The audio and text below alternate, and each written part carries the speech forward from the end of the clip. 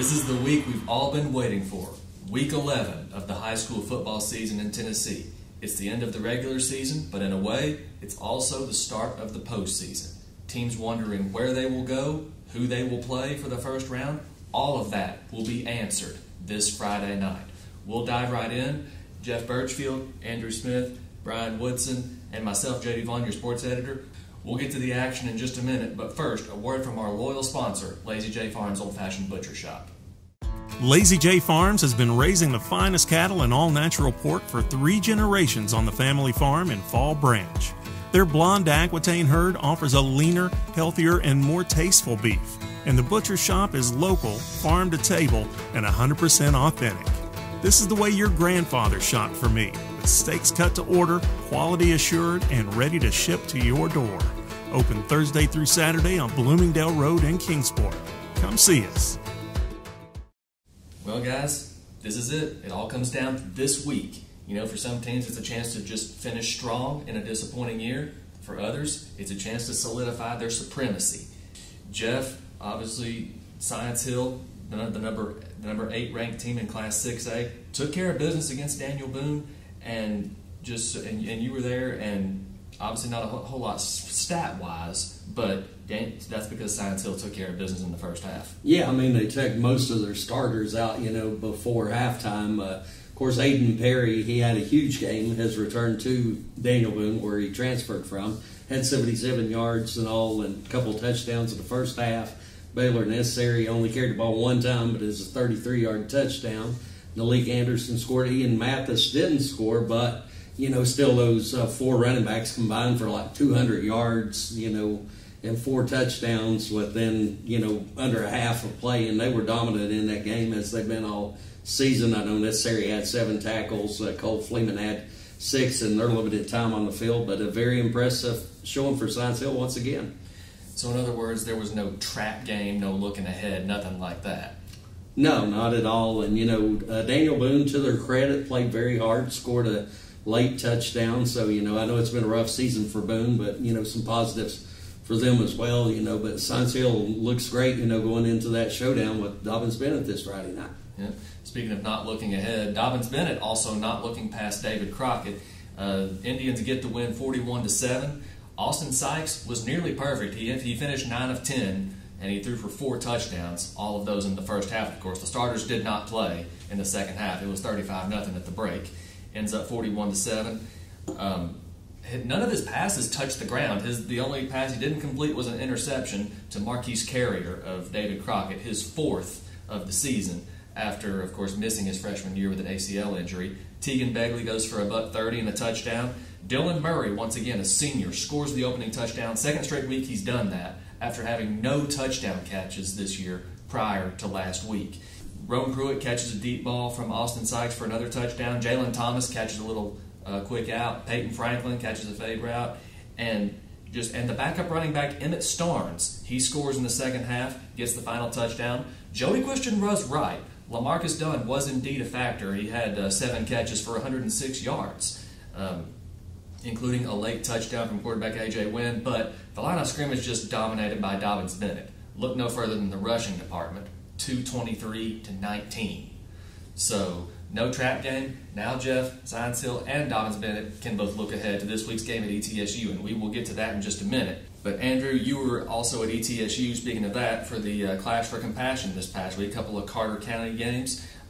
Happy Valley gets the win over Unaka. Hampton comes up short against Eagleton Academy. What did you see this past week? Yeah, it was obviously a good cause there at ETSU this past Friday. I'll start with the opener. Happy Valley 46, Unaka nothing, and it was the Jamie Esterline show early. He scored from the first 2 plays from scrimmage, 65-yard rushing touchdown, and follows up with a pick 6. So it was Jamie Esterline, and the defense really took control of that ball game early. And yeah, it's just a very comfortable win for Happy Valley. Back-to-back shutouts for their defense now. Very impressive stuff from the Warriors. But the big game of the night was Eagleton and Hampton. A little bit of a damper got put on it somewhat early. Hampton quarterback Max Wilson went down with a knee injury. Really limited what Hampton was able to do on offense. We tend to joke that Hampton can sometimes be the Don Burleson show Well, this past Friday, it truly had to be the Don Burleson show, and he did his best. 220-plus yards on the ground and 3 touchdowns, albeit it was a losing effort for Hampton. 36-20. Eagleton comes out on top. For Hampton, it was just tough to stop the passing game for Eagleton. The Royals, just a very athletic team, able to get out on the perimeter, take shots downfield. Hampton struggled in the secondary, especially without Max Wilson, who tends to play more in the secondary. So a tough loss for Hampton, but not all was lost. They still did clinch a playoff spot, given some other results. So not a great night for Hampton on the scoreboard and also with the injury, but not all was lost. Okay. And speaking of not all being lost, Brian, you covered the Hawkins County Super Bowl.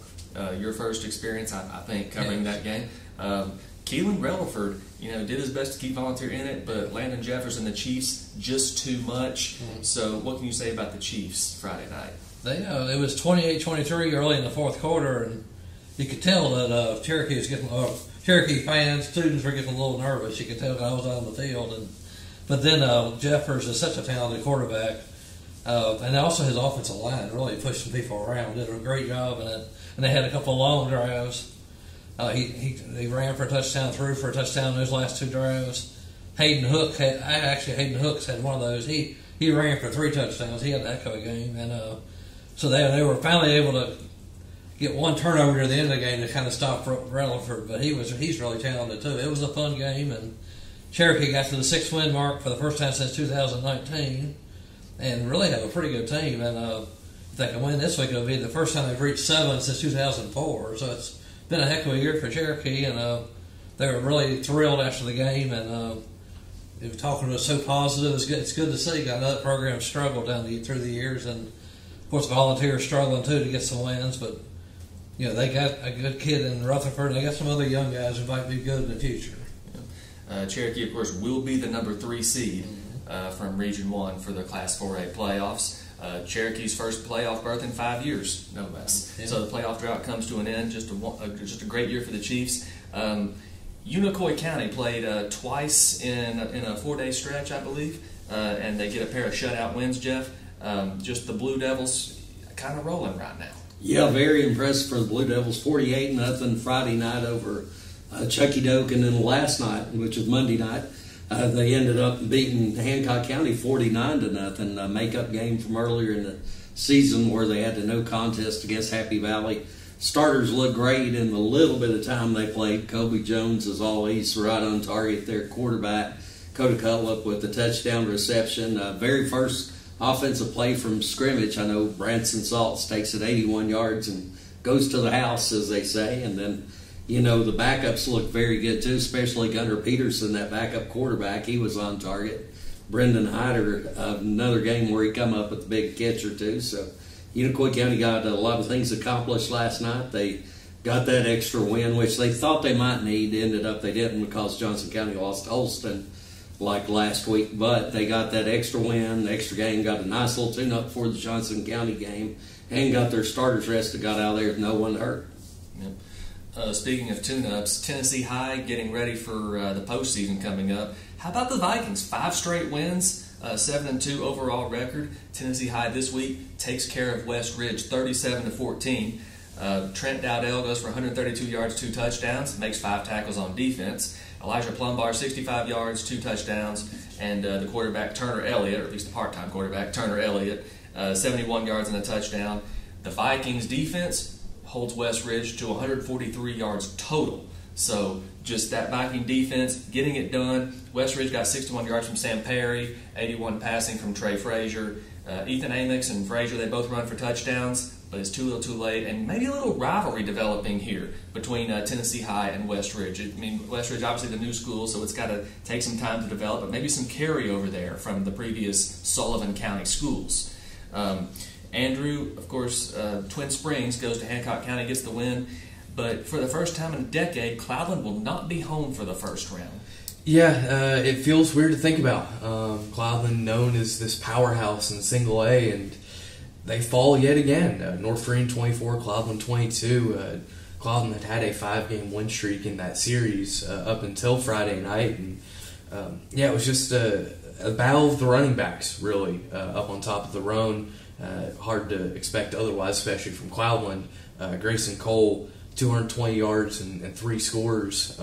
Yeshua Vaughn from North Green, 91 yards and a couple of touchdowns, including the one that ended up being the game winner there with 5 minutes to go in the fourth quarter. So big win for North Green. Sets up a interesting spot for the Landers, having to go on the road in the first round. And you mentioned Twin Springs. They took care of Hancock County there on Friday before they had to go play Unicoi. Did Hancock County. Bryce Parks, 3 first-half touchdowns, really kind of settled things early for the Titans, and a big win for them. It will build a little bit of momentum here at the end of the season. Yeah. Speaking of Southwest Virginia, Brian, a couple of teams. Gate City celebrates homecoming with a 55-14 win over John Battle. 3 interceptions for Keegan Light, of course, and Walker Hillman Show. Rye Cove, a thrilling win, 40-39. So just a lot of Gate City gets the blowout win, but Rye Cove, my gosh, what a game up there. I thought Shohei would give them a game. Shohei's got some talent, and they just, like I said, it's the schedule this year. I said last week it's been really tough, and this is another one of those games. And Rye Cove, Landon Lane kind of put them on his shoulders, scored 5 touchdowns, accounted for 5 touchdowns, and but Shohei was right there, and they had to stop a 2-point conversion with 4 seconds to go, I believe, to stop them, or Rye Cove would have gone down for the first time this year. Gate City had no problem with John Battle, and Hillman, of course, had a big game, like you said, Light with 3 interceptions, and Corey Bird takes a kick return back, and Josh Sandage, I saw play a couple weeks ago, really good defensive player. He's a really good player, and so they've handled him pretty well. Yeah. And that was Week 10 of the high school football season, and we'll get to Week 11 in just a minute. But right now, let's hear a word from our sponsor, Lazy J Farms Old Fashioned Butcher Shop. The Lazy J Farms Tailgate Box offers great value all season long. Get 40 pounds of meat for only $116. That's 5 pounds of beef patties and 3 pounds of chicken breasts, 1 pound of thick cut bacon, 3 packs of premium beef hot dogs and 2 packs of Chicago dogs, and 4 pounds of thick cut pork chops, all for $116 at Lazy J Farms Butcher Shop in Kingsport. Visit us online at lazyjbeef.com. Week 11, guys, we got 3 games this week that are essentially one-game showdowns for Region 1 championships. And we're going to start with, well, the obvious one, our Six Rivers Media game of the week, Dobyns-Bennett Science Hill at William B. Green Jr. Stadium at ETSU. This game will determine the Region 1 6A champion. Jeff, just how excited are you? I'm super excited about this one. I mean, 2 very talented football teams. We've been talking all year just how well Science Hill's been playing. They're, 3 seconds from being undefeated. I mean, they almost beat Maryville. They've just had a fantastic year. Baylor Necessary's just been playing out of this world, arguably the best player this end of the state for sure. And then we've had, Spencer Taylor, their quarterback's really coming along. They've got some great receivers there with Stephen Famoyan and Carter Nelson. Some other guys, the tight end who's going to Colorado, Corbin Lasore, he's really become a big part of the offense. But on the other side, I mean, Dobyns-Bennett's got a lot of talent as well, with Austin Sykes and Tegan Bagley, and definitely can't forget Peyton Franklin, who's a lot like Necessary, really a force on both sides of the ball. They see this as what you play for all season long, chance to play for a championship and big rivalry games. So just overall thoughts about that.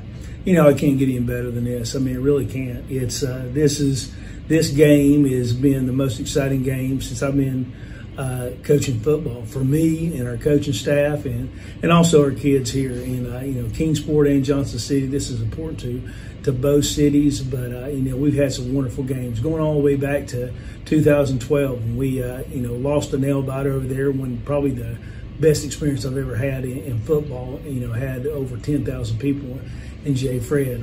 This year is going to be outstanding. We're getting ready to go to ETSU, and hopefully we can make this like no other game around. We're hoping we get a lot of fans out here, and hoping it's a conference championship and 2 good football teams, 2 good programs. You're going to have the bands out there. You're going to have a lot of people coming just so it's because it's ETSU. So I think it's going to be a great thing for everyone. One thing Joey Christian told me about this week, keep your eye on number 6 at all times. Their game plan has to involve scheming around Baylor necessary because, well, he's going to be everywhere just like he's been all season, doing just about everything for Science Hill. For Joey Christian, a former ETSU Buccaneer himself who played on that old hard turf at the Mini-Dome. This game, of course, special to him, and it also can be special for Dobyns-Bennett if they want to get back on the winning side and win that region championship. I think some of those coaches that Stacy's hired is making him soft, and they're toughening him up. I think the Becks and the Haneys and the Joneses, and the Nelsons, all those guys are old linemen, and they're definitely running about. But why would you? Aiden Perry and Baylor Necessary and Ian Mathis and Malik Henderson. What is his name? Malik. What did you say? Anderson. Yeah, Malik Anderson. Golly, those guys are phenomenal. There's not, we like our running backs, but there's not a school there's not a school in this side of, this side of Knoxville that wouldn't take any one of them. They're extremely talented, fast, run with balance, power, speed. They got it all. So all 4 of those guys are very, very good. Peyton Franklin gets all the publicity and all the notoriety, and he should. That is so deserving. But then when you look at Devin Murdoch has improved as the seasons went along, and then Parker DeFord has come on. When Parker just being there and not missing practices and things like that has really made him. He's really come on. He's really helped us. He's a powerful speed guy, plays with a lot of energy. And then, the guys up front, you can't say enough about them, how we've had to rotate so many offensive linemen in there at different spots. We've got Braylon Fugit back finally. We got Eli DePue back last week. So, we're finally getting healthy. We got some guys there. Kosai Steele has played his tail off all year for us. And then Ty Thomas, who was hurt and missed spring, summer, and all of camp and all that, and really wasn't really cleared until the Greenville week of games. It's took him a long time, but he's come on as well. So those guys they've progressed well. Really proud of our defensive coaches. So a 1-game showdown for the Region 1-6A championship at ETSU, Dobyns-Bennett, Science Hill. Another big game, a big 1-game showdown for the Region 1-3A championship. 5th-ranked Johnson County, 6th-ranked Unicoi County at Gentry Stadium in Irwin. Jeff, my gosh, what a game. Yeah, everyone's talking about that game last night, looking ahead to Friday night, a super game with the Longhorns bringing in quarterback Jay Stout. Unfortunately, their best player, Juan Mejia, who's rushed for about 1,500 yards, got hurt, so he wasn't able to play against Holston, which they lost last week, and obviously it's going to miss this game as well. Unicoi County also with a big loss. Their leading receiver, Garrett Sellers, but it should be quite a showdown over there in Irwin. And, I know everybody's really excited for that one for sure. Sure thing. A 1-game showdown for Region 1-4A, Greenville and Elizabethton. The Green Devils, of course, have won the last 3 in the regular season. Now, Elizabethton did win the playoff game in 2021 at Burley Stadium, of course. But Greenville has won back-to-back and won 3 consecutive region championships after Elizabethton won state in 2019 and 2020. So this is just a big game. And, of course, one of the big stories, Jariah Griffin transferring mid-season from Elizabethton to Greenville. So maybe a little extra tension there at Burley Stadium this week. But all that aside, this game will determine the Region 1-4A champion. Not surprisingly, it's been that way ever since these teams joined the same conference back in 2017. So, and speaking of Carter County, Andrew, Hampton, Happy Valley, both on the road. Cloudland on the road, but in county at Unaka. Yeah, big weekend in the county. Start with Hampton. They hoping to pull off the upset at South Green. South Green already locked into the 1 seed of Region 1-2A, regardless of what happens in that game, due to them holding the tiebreaker over Happy Valley. But I know for South Green, this is a game, this is a rivalry that has really been ignited over the past handful of years. Certainly with that game being at South Green, looking to protect home field and carry momentum to the postseason. Happy Valley locked into that 2 seed, as I mentioned before, but really just trying to carry a lot of momentum into the postseason with this game against West Green. Cloudland stuck as a 3 seed in Region 1-1A, which, like I said earlier, it feels weird to say. They'll be on the road, but Unaka fighting for their postseason lives. They, with an upset win, and maybe what happens against Hancock County with Jellicoe, depending on that result, we could see Unaka leap into the 4 seed and sneak their way into the postseason. So a big game for O'Brien-Bennett and the Rangers this weekend. So the Rangers do have something to play for. Absolutely, they do. So, and Southwest Virginia, Gate City on the road at Y Central, Rye Cove on the road at Burton, Twin Springs at home, of course, this week against Thomas Walker. So 3 district games up in Southwest Virginia involving our Scott County teams. What are you looking for this week, Brian? Well, Gate City last week was 5th in the rankings. Now they dropped to 6th in Region 2D, so they need to get a big win of Y Central. Y Central's won 2 games this year, and they've been struggling. So Gate City's just unleash Hillman again and see what happens, and their quarterback, and see what they can do there. They shouldn't have any problem. You never know up on the hill there in Wilderness. It gets cold up there. So Gate City and Burton. Rye Cove. Burton's had a couple of good wins earlier this year. They've kind of rebuilt their program after losing so much the last few years. But Rye Cove probably got a little wake-up call last week. They got to play all the way to the end, so they should be okay there. And then Twin Springs is, they've got a chance to. I don't know if they can sneak into the playoffs. If they can win a couple games here at the end of the year, they're going to end up having a good record. And Thomas Walker actually is on the playoff brand, so that'll be a big game there for both teams.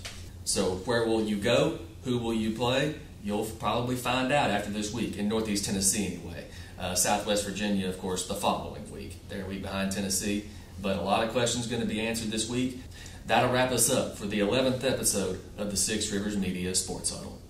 Lazy J Farms has been raising the finest cattle in all-natural pork for 3 generations.